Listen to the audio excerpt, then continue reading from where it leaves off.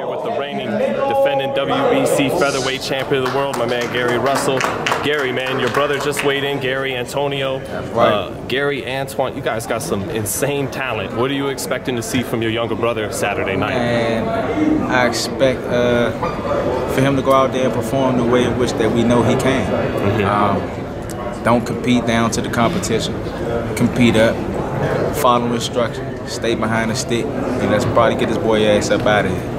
Where you guys think you get that blazing speed from? Oh, man, some of it's genetics, man, but a lot of it's work ethic. You know, we have our own way of training. We don't train the traditional way of everyone else. And a lot of it's God-given. Yeah, definitely. I just got to ask you about the middle brother, man, Gary Antoine. You know, Boots Ennis is getting so much shine right now. How great was it when they fought those 3 times in the amateurs? Ah, man, it was good. It was a good fight. It was funny because he beat my younger brother, I think by like 2 points in the very first night, and pushed my brother into the losers bracket. Whereas though he had to compete 4 times after that to win his way back into the winner's bracket and then beat him twice. So my younger brother worked his way all the way back up from the loser's bracket and then beat him twice by a much bigger margin than when he beat my younger brother. You know, so it speaks volumes on his pedigree. It's only been so many people to be able to bounce back and fall in the loser's bracket in the Olympic trials and come back and win the entire tournament to make the Olympic team. That was Evander Holyfield, Roy Jones Jr., Floyd Mayweather Jr., Gary Russell Jr., Gary Antoine Russell.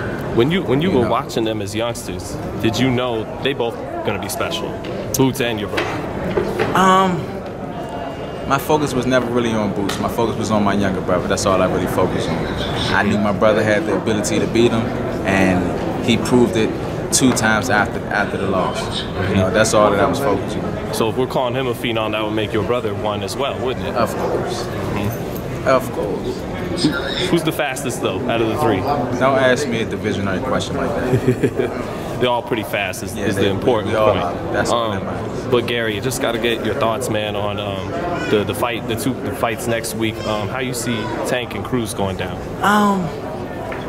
To be honest with you, I think a lot of people don't really know about this guy Cruz as much. I think Tank is going to be in much more of a fight than a lot of the fans are probably anticipating. I think at least for the first 5 or so rounds, I think the Cruz is going to bring his physical best. He's going to come out there. He's going to be in Tank's chest. He's going to try to be a strong. He's going to try to punch hard. You know, he's going to bring his best. You know, I think the fans is going to see what's going to happen within the 4 or 5 rounds. I think it's going to be interesting. Ultimately, though, after that, do you think he walks into something, Gary? It's boxing. I think Cruz has a puncher's chance. I think he has a puncher's chance. Anything can happen in the sport of boxing.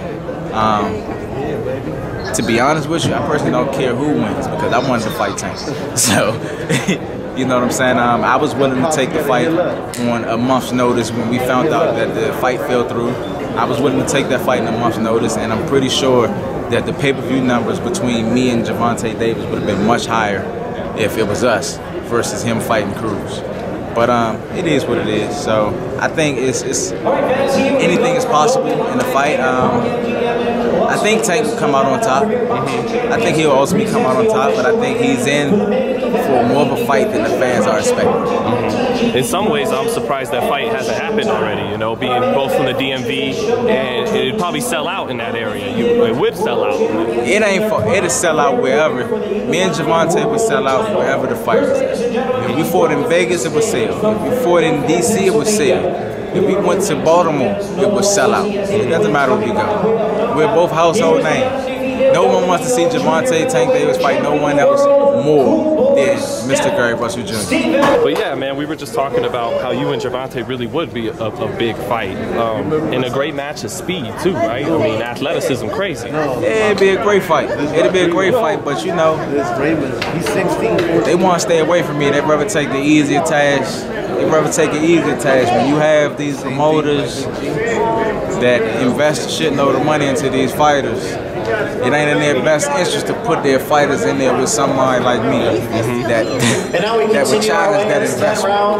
Fuck that all up. Yeah, fuck that investment all out. That's what it is when it comes to it's athleticism versus actual skill and intellect. It's a big difference. Do you feel Tank does have those things as well? Though he does have skills, not just the athleticism and power.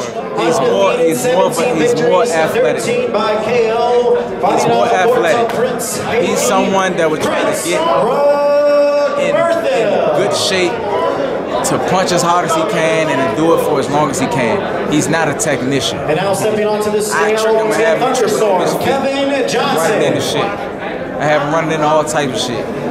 I'm a technician. He's athletic. He's 143.4, 143.4 for Johnson. He don't bring what I bring to the square. And now This is the reason why they stay away from